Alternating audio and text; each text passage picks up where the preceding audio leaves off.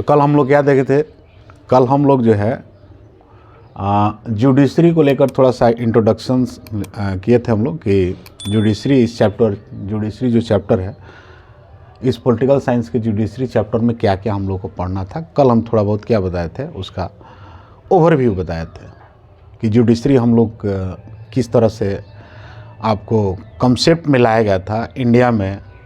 बताए थे कि 1935 एक्ट के थ्रू इंडिया में भी इस्टेब्लिश किया गया था। आज हम लोग देखेंगे कि why do we need an independent judiciary, यानी हम जुडिशरी को इंडिपेंडेंट क्यों रखेंगे, क्यों जरूरी है। तो हम लोग दिमाग में क्या चलता है जुडिशरी को लेकर, हमारे ब्रेन में यही चलता है कि जुडिशरी का मीनिंग क्या होता है कि जो भी हमारी डिस्प्यूट्स होता है उस डिस्प्यूट्स को क्या करता है, उस डिस्प्यूट में ये आर्बिट्री का काम करता है। ठीक है, ये क्या करता है, आर्बिट्री का काम करता है। अब हमारा जो डिस्प्यूट्स होगा वो चाहे तो आइदर वो इंडिविजुअल्स हो सकता है या इंडिविजुअल्स और ग्रुप के भी बीच हो सकता है, या आप देख सकते हैं ग्रुप इंडिविजुअल्स, या फिर आप ग्रुप्स और गवर्नमेंट के बीच में भी आप देख सकते हैं। सर इसका कोई एग्जांपल बताइए। इंडिविजुअल मतलब पर्सनली किसी के साथ क्या हो गया, हम लोग का कोई लड़ाई झगड़ा या फाइट कर लिए, तो उसको डिसीजन कौन करेगा, उसकी आर्बिट्री का काम कौन करेगा, जुडिशरी करेगा। या फिर कुछ ग्रुप्स है, वो ग्रुप्स किसी इंडिविजुअल्स पर आकर उसकी कॉलोनी खाली करा रहा है या कुछ भी करा रहा है, इंडिविजुअलिटी के बेस पर वो काम कर रहा है, तो ऐसे डिस्प्यूट को कौन सॉल्व करेगा। या फिर अभी आप देख रहे हैं फार्मर एजिटेशंस हो रहे हैं, बहुत सारे फार्मर्स ग्रुप में गवर्नमेंट के जो पॉलिसी है या अपनी मांग को लेकर क्या कर रहे हैं, अपनी मांग को लेकर एजिटेशंस कर रहे हैं। अब इनके मांग को अगर गवर्नमेंट नहीं मानती है तो फिर इनके डिस्प्यूट को कौन सॉल्व करेगा। या फिर आप कह सकते हैं कि स्टेट और स्टेट, दो स्टेट आपस में लड़ गए किसी इश्यूज को लेकर, तो फिर उनको कौन सॉल्व करेगा। तो ऐसे सिचुएशंस के लिए ये क्या होना चाहिए कि हमारी जो जुडिशरी है वो क्या होनी चाहिए, इंडिपेंडेंट वर्क करना चाहिए। अगर वो इंडिपेंडेंट वर्क नहीं करेगी तो क्या होगा, वो आपको फेयर डिसीजन नहीं देगा, हमेशा पार्शली रहेगा। तो ऐसी चीज़ों से बचने के लिए ऐसा ना हो कि सपोज करो कि एग्जीक्यूटिव जो है मेजॉरिटी के साथ है और जुडिशरी के साथ उसका क्या हो जाए, जुडिशरी के साथ वो इंटरफेयर करना स्टार्ट कर दे, तो आप कैसे उम्मीद कर सकते हैं कि जो जजमेंट हुआ है वो हमारे फेवर में भी आया। लोगों को कैसे लगेगा कि जुडिशरी जो है हमारे लिए वर्क कर रही है। तो ऐसे क्वेश्चनों से बचने के लिए हमने क्या किया है कि अपने जुडिशरी सिस्टम्स को ही इंडिपेंडेंट करके रखा है कि हम इसको क्या करेंगे, इंडिपेंडेंट करेंगे। ठीक है, यानी मस्ट बी, यानी in society the dispute either ये individuals between the groups, between the individuals और ग्रुप एंड द गवर्नमेंट के बीच में हो, उसको must be settled by an independent body. और वो इंडिपेंडेंट बॉडी कौन होनी चाहिए, जुडिशरी। और ये जो इंडिपेंडेंट बॉडी जो वर्क करेगी, ऐसा नहीं है कि अपने मनमाने ढंग से करेगी, उसके लिए आपके कॉन्स्टिट्यूशन में कुछ रूल्स सेटअप किए गए हैं और उस रूल्स के अकॉर्डिंग, यानी principle of the rules of the law के अकॉर्डिंग आपको डिस्प्यूट सॉल्व करना है, रिजॉल्व करना है। आइदर देखो यहाँ पर ध्यान दो, चाहे वो रिचर और पुअर के बीच का मामला हो, चाहे कोई बिजनेसमैन हो या कोई इंडिविजुअल्स, कोई पुअर फैमिली के गरीब का हो, उसका मामला हो, मैन है, वुमेन है, फॉरवर्ड बैकवर्ड कास्ट हो, इन सबके डिस्प्यूट को जो है according to the rules of the law करना होगा। ये भी नहीं है कि आपको इंडिपेंडेंट कर दिया है तो आप अपने मनमानी से करेंगे, नहीं, एकदम नहीं। जो आपको कॉन्स्टिट्यूशन में मेंशन है उसी कॉन्स्टिट्यूशन के अकॉर्डिंग आप वर्क करेंगे। जो आपके लिए जो रूल्स सेटअप किए गए उसी के अकॉर्डिंग आप सभी को लेने। अच्छा, इस सबको सेम तरीके से सेम लॉ सबके लिए होगा, ये नहीं कि अमीर के लिए यानी रिचर के लिए कुछ अलग लॉस बना दो, फॉरवर्ड के लिए अलग बना दो, बैकवर्ड के लिए अलग बना दो, मेन के लिए अलग बना दो, वुमेन्स के लिए अलग बना दो। एकदम नहीं, सबके लिए जो रूल्स है, अगर कोई मर्डर करता है रिचर तो उस पर भी वही जो सजा होगी वही मिलेगी, चाहे वो पुअर करे चाहे रिचर करे, कोई भी करे, सबको इक्वल आपको क्या करना है, सेम लॉ इन पर इंप्लाई करना है सभी पर। फिर करेगी the principal role of the judiciary is to the protect the rules of the law and ensure the supremacy of the law. यानी इसका मेन प्रिंसिपल रोल क्या है जुडिशरी का, कि जो भी हमारे रूल्स हैं उस रूल्स को प्रोटेक्ट करें। कैसे प्रोटेक्ट करेंगे, तो फेयर आप क्या देंगे, जजमेंट देंगे, चाहे कोई भी हो। और आपको सुप्रीमेसी भी एस्टैब्लिश करना है, सुप्रीमेसी भी एस्टैब्लिश करना है कि क्या करें, सुप्रीमेसी भी कि हाँ हमने जजमेंट दिया है, जज क्या है, इंडिपेंडेंस है, किसी के प्रेशर में वर्क नहीं कर रहा है। Dispute settled according to the law. अब ये जो भी डिस्प्यूट्स होंगे उसको क्या करना होगा, सेटल्ड करना होगा। ठीक है, सेटल्ड करना होगा आपको किसके अकॉर्डिंग, सेटल करना होगा आपको लॉ के अकॉर्डिंग। ठीक है, लॉ के अकॉर्डिंग करेंगे। Democracy does not give way to the individuals और ग्रुप ऑफ डिक्टेटर। आते हैं, देखो तो हम क्या देख रहे थे कि जो डिस्प्यूट जो है settled according to with the law, democracy does not give way to the individuals और ग्रुप को क्या करने के लिए, डिक्टेटरशिप देने के लिए एकदम नहीं होता है। यानी जो ग्रुप्स है या इंडिविजुअल है वो अपना डिक्टेटरशिप ना एस्टैब्लिश कर ले। यानी डिक्टेटरशिप का मतलब क्या हुआ कि कहीं ना कहीं जुडिशरी के ऊपर अपने आप को कंट्रोल कर देना, यानी जुडिशरी को कंट्रोल करके रखना, यही ना हुआ डिक्टेटरशिप का मतलब, कि जो मैं कहूंगा जुडिशरी वही करेगा। तो ऐसा नहीं होना चाहिए, एकदम नहीं जुडिशरी। इसके लिए नेसेसरी है कि जुडिशरी को क्या करना होगा, जुडिशरी को अपना वर्क जो है वो इंडिपेंडेंट करना पड़ेगा। ठीक है, क्या करना पड़ेगा, इंडिपेंडेंट उसको वर्क करना पड़ेगा। इसके बाद आप देखो कि जो मीनिंग जो है इंडिपेंडेंट ऑफ द जुडिशरी का, इसका लार्ज मीनिंग क्या होता है, कि आप कैसे बताएंगे कि जुडिशरी, ये तो आप देख रहे थे कि जुडिशरी किस तरह से फंक्शंस करना, काम करना था, लेकिन ये जो बार बार वर्ड यूज किया गया, यहां भी हम वर्ड यूज किए हैं इंडिपेंडेंट। ये जो इंडिपेंडेंस है जुडिशरी के लिए, इसका मीनिंग क्या होता है, तो जुडिशरी के लिए मीनिंग होता है कि the executive and the legislatures must be restrain to the functioning of the judiciary. मतलब कि जो ये बताए थे, कल ही हम बताए थे कि जुडिशरी, एग्जीक्यूटिव, लेजिस्लेटिव, ये गवर्नमेंट की 3 ऑर्गन्स है। कोई एक दूसरे को क्या करेगा, क्रॉस ओवर नहीं करेगा। क्रॉस ओवर करेगा तो क्या कर देगा, चेक एंड बैलेंस हो जाएगा, क्योंकि हमारे कॉन्स्टिट्यूशन में ऐसे प्रोविजंस किए गए हैं। सबके अपने अपने एरिया को डिफाइंड किया गया है।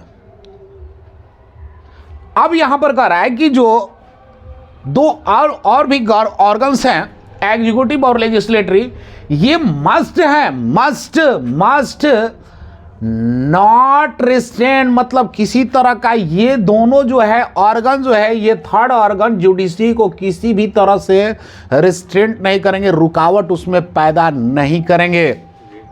ठीक है, उसको जो है फंक्शन क्या करने देना होगा, इंडिपेंडेंट करना पड़ेगा, फंक्शनिंग उसको इंडिपेंडेंट करने देना पड़ेगा।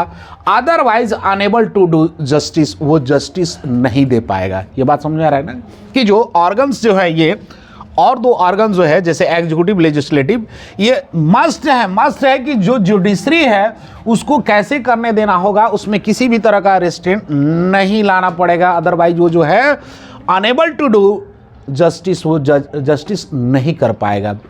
ये एक मीनिंग समझ में आएगा इंडिपेंडेंस का। सेकंड वो क्या कर रहा है कि the other organ of the government should not interfere with the decision of the judiciary. अब वो 2 और भी जो ऑर्गन्स है, यानी एग्जीक्यूटिव और लेजिस्लेटिव, ये भी शुड नॉट, ध्यान दो यहां वर्ड को पकड़ना होगा कि शुड नॉट इंटरफेयर नहीं करना पड़ेगा जुडिशरी के डिसीजंस को। एक बार जो जुडिशरी जो डिसीजंस दे दिया है तो अब आप उसमें आकर इंटरफेयर ना करेंगे, ना ना ना ना ये नहीं होगा, ये कर दो, ऐसा नहीं, फिर तो वो कर ही नहीं पाएगा। जजमेंट बढ़िया दे, क्या बोल रहा है, फ्री एंड फेयर वो जजमेंट दे ही नहीं पाएगा। और फिर वही हो जाएगा कि वो जो है डेमोक्रेसी में ये जो है आपको डिक्टेटरशिप की तरह काम करना स्टार्ट कर देगा सब। तो आपको एकदम शुड नॉट इंटरफेयर करना होगा उसके डिसीजन को, जो डिसीजन दिया है उसको आपको करना पड़ेगा। फिर कह रहा है थर्ड, इसका क्या मीनिंग निकलता है कि जज must be able to perform their function without fear and favour. ये जो है ये भी बताया गया कि जो जज होंगे उनको भी अपने जो वर्क को परफॉर्म करना होगा, वो किसी के फेयर में यानी डर के या किसी के फेवर में नहीं करना होगा।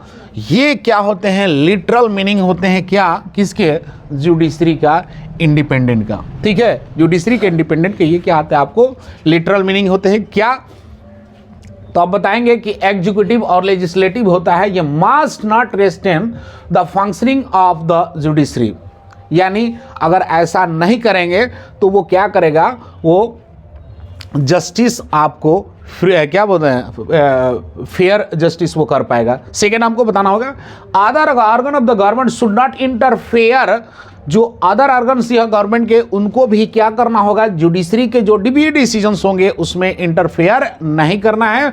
और थर्ड में बताएंगे कि जज must be able to perform their function without fear and favour. किसी के फेयर में और या फेवर में आपको अपने फंक्शंस को परफॉर्म नहीं करना है। ये इंडिपेंडेंट ऑफ द जुडिशरी का मीनिंग होता है।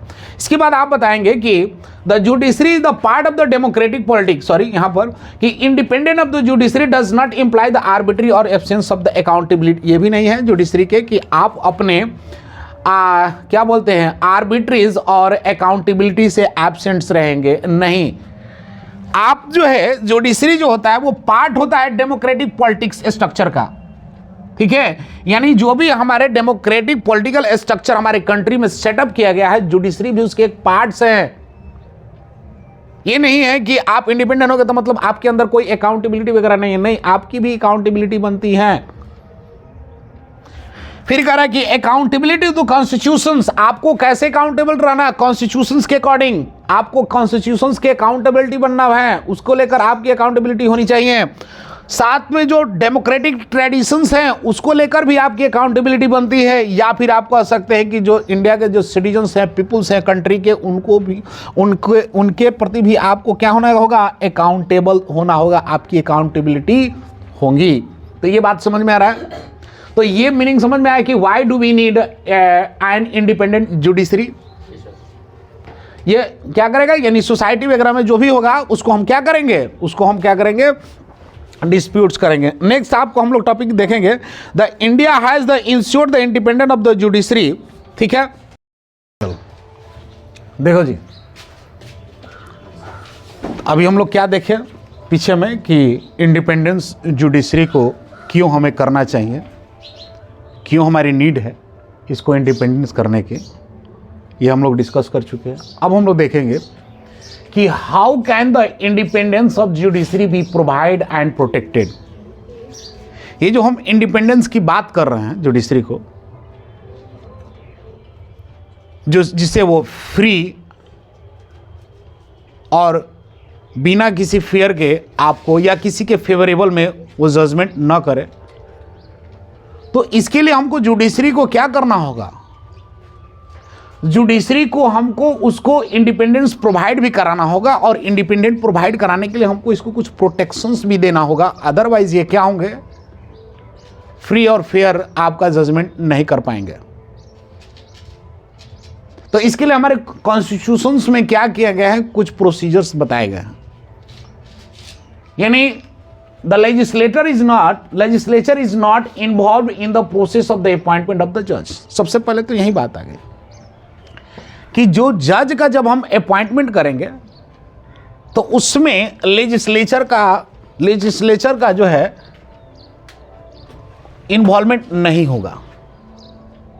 अगर ऐसा होता है तो वो क्या करेंगे, अपने ही किसी खास पर्सन को एज ए जज अपॉइंटमेंट करा देंगे और जो मन सो क्या करेंगे, चेंज कराते रहेंगे कॉन्स्टिट्यूशन के अंदर। क्योंकि हमारा बताया गया ना, हमारा गार्ड के रूप में भी ये काम करता है।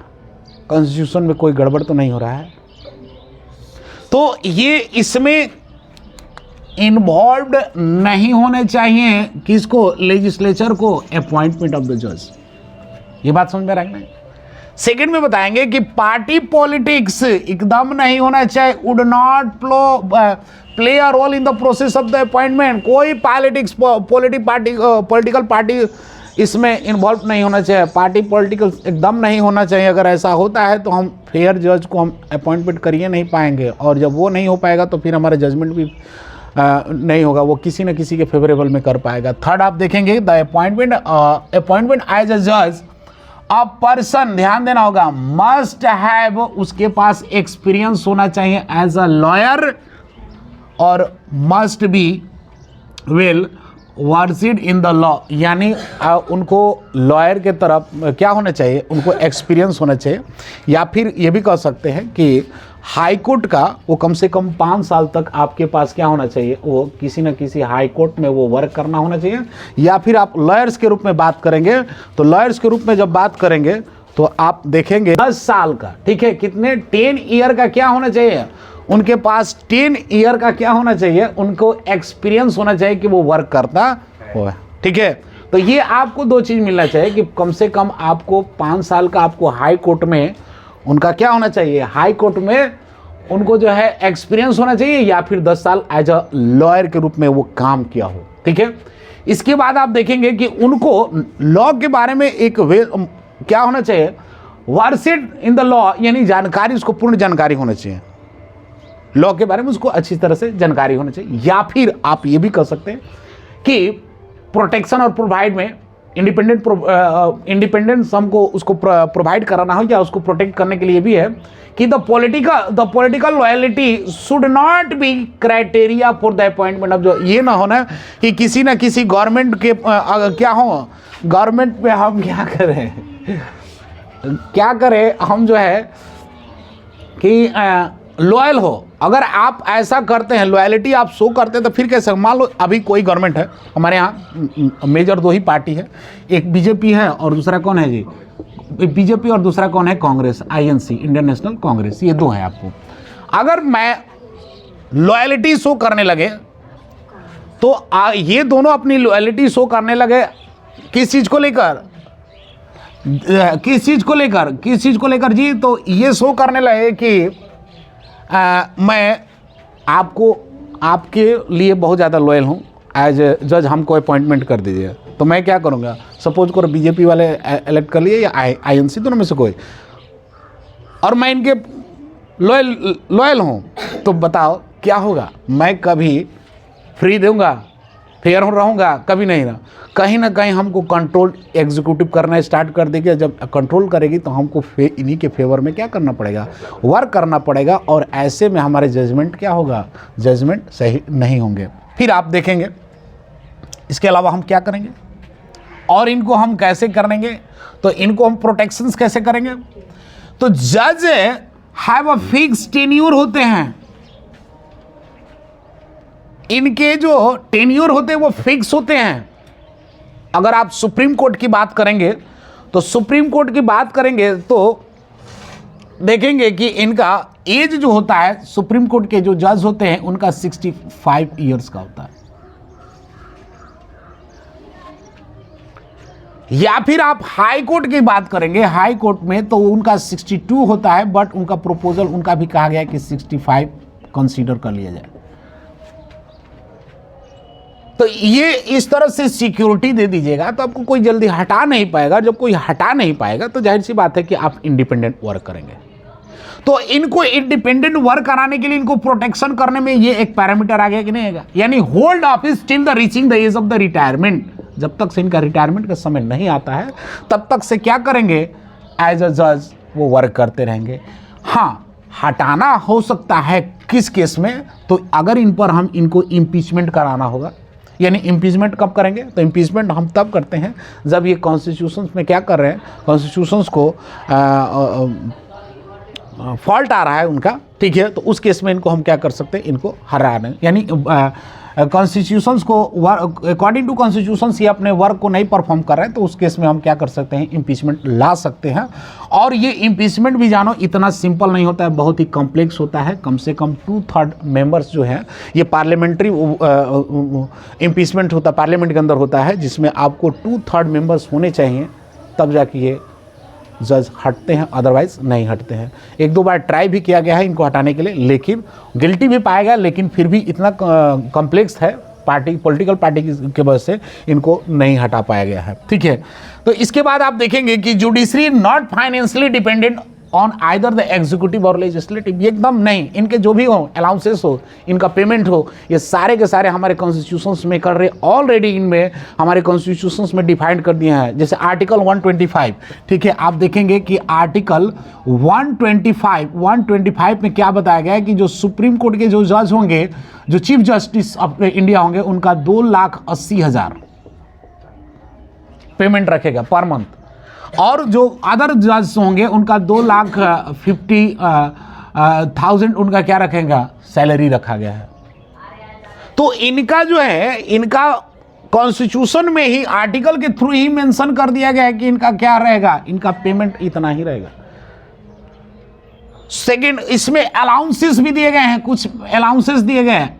अलाउंसेस में इनको मेडिकल फैसिलिटी दिया गया, इनको कार प्रोवाइड कराया गया है, इनको टेलीफोन सब चीज़ें क्या किए गए, प्रोवाइड कराया गया, इनको हाउस प्रोवाइड कराया गया, तो ये सिक्योरिटी प्रोवाइड, तो ये सारे के सारे ऑलरेडी हमारे कॉन्स्टिट्यूशंस मेकर ने क्या कर रखा है, इनको प्रोवाइड करा रखा है, ताकि किसी भी तरह से एग्जीक्यूटिव और लेजिस्लेटिव इनको इन सब चीज़ों से लेकर इनको कंट्रोल करने का ट्राई ना करें। ये बात समझ में आ रहा है। नेक्स्ट आप देखेंगे कि the constitutions provide salaries and allowances, क्या कर रखा है बताए अभी कि आर्टिकल 125 के अकॉर्डिंग इनको प्रोवाइड कराया गया है। इसके बाद आप देखेंगे कि the judiciary has the power to penalise those who are found to the guilty to the court of contempt. मतलब क्या हुआ कि देखो, अगर जो जुडिशरी है, अगर कोई भी एक्शन या डिसीजंस लेता है, तो वो जो है उस पर आप कमेंट नहीं कर सकते हैं। अगर ऐसे करते हुए पाए गए तो कोर्ट ऑफ कंटेम्प्ट होगा, और कोर्ट ऑफ कंटेम्प्ट होगा तो उसको क्या कर सकता है, उसको सजा भी दे सकता है। Parliament can not discuss the conduct of the court, conduct of the जज। जो भी जज ने डिसीजंस दिया है उस पर पार्लियामेंट के अंदर किसी भी तरह का डिस्कशंस नहीं कंडक्ट होंगे, एक्सेप्ट एक जगह है, कहां पर, जब उनको रिमूव करना हो तब।